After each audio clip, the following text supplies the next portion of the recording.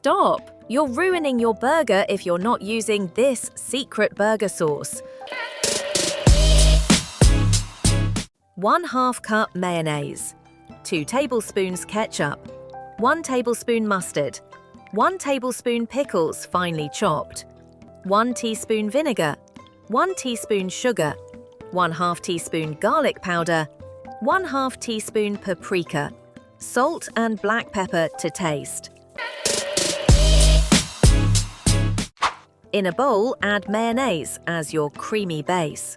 Pour in ketchup and mustard. This gives that classic tangy flavor. Add pickle relish for a slight crunch and signature burger taste. Now mix in vinegar and sugar to balance sweet and tangy perfectly. Sprinkle garlic powder, paprika, salt, and black pepper. Mix everything really well until smooth and creamy.